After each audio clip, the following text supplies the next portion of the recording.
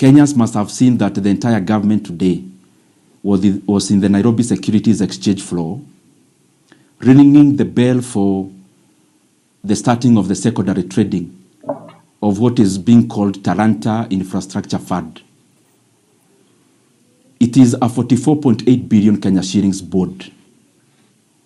Board, in other terms, is borrowing.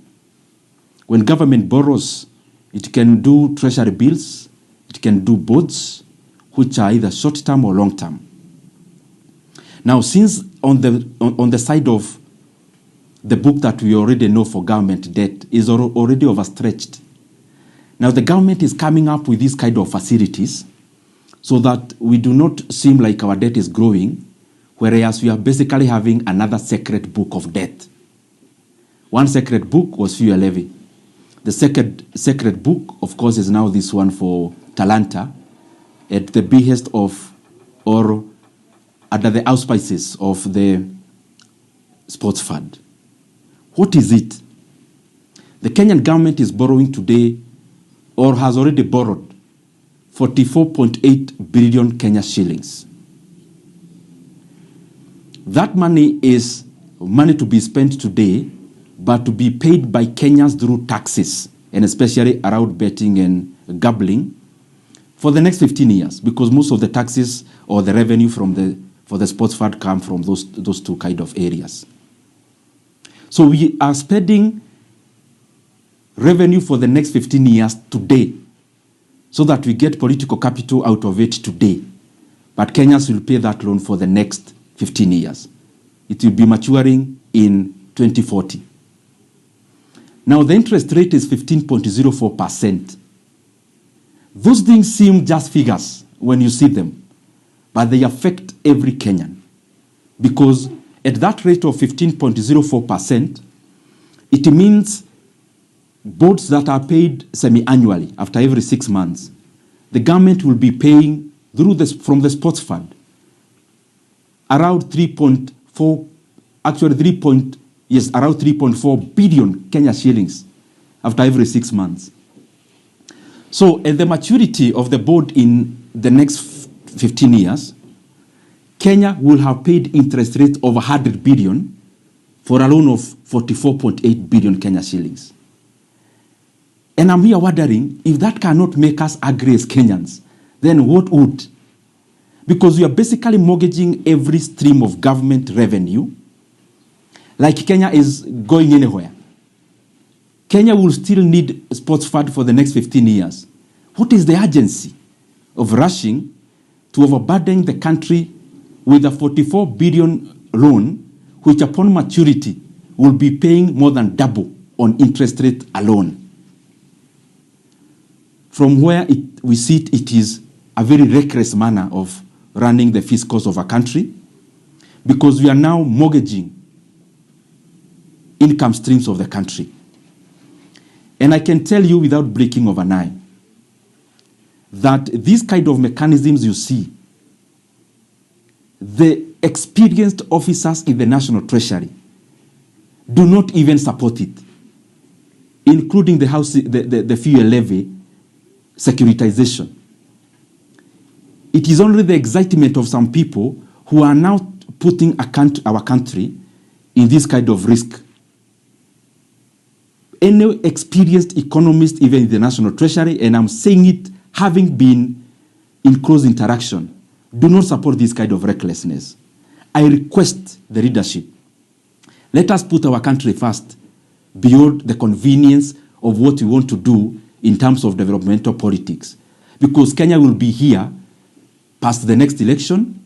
We don't need to overheat our economy just because people have to see that something is being done. What we need to know is that Kenyans have always had stadiums.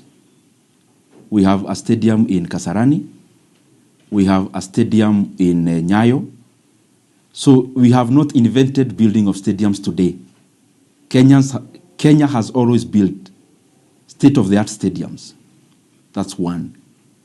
Secondly, Kenya has always built tarmac roads. In fact, if you do in terms of kilometers, there are more roads that have been built in the past than has been built today.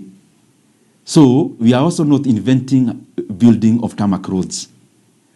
It then shows you that as we read at those services in terms of Kenya to the Kenyan population in the past, we never endangered Kenyans with this kind of financial engineering that is reckless. So the book they need to check is the book on how to make the economy be able to generate enough revenue on the mainstream side of it so that we can be able to provide services and infrastructure in the way that we want. But the other side is that we need sincerity from leaders. Sincerity is distinguishing what we need to do for political convenience and what is right for the country. Now, if this government came to power and they realized that all the fuel levy had been securitized by the previous government, then there would be government to administer what? And it is the same question we are asking futuristically. Now the government is securitizing every revenue stream. Now the government that will be coming, in whichever time, they'll be coming to administer which revenue. The revenue you've already taken loans, borrowed, and misused, or where will this revenue again? So it's almost like Ndindi Nyoro is trying to expose how the current regime is playing with our kids' futures, because they've taken a loan that will mature by 2040, and by then it will be 100 billion, meaning we'll have to pay more taxes on it.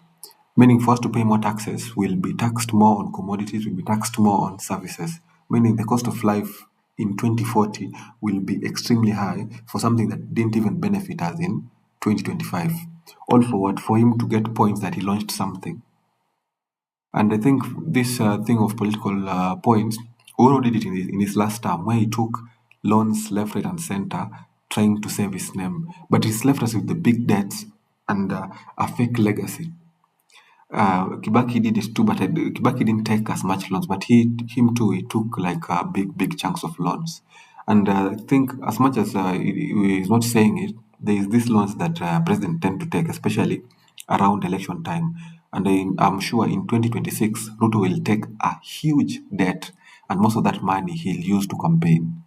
So these people continue messing our future and the future of our future generations just for them to benefit now. And I think the trend escalated, especially with Kibaki. Kibaki opened that trend because Kibaki took a huge debt, like billions and billions and billions of shillings of money that he gave to Uhuru to campaign. Then that's the tradition we taught Uhuru. Sometimes you can think that having an economist is a good thing because this guy is an economist and I believe that he can make a very good president. But now, at times, if you see the mistakes that Kibaki did, as much as people want to praise him like the good president, he opened up a loophole that people will continuously abuse.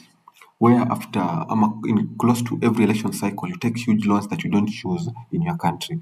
And I think something that Uhuru learned from him and even Ruto learned from him that you can just take aimless loans and you can hide it from the rest of the country because it's a loan, but it's been branded and crafted well that you can't see it as a loan and you can sell future revenue for current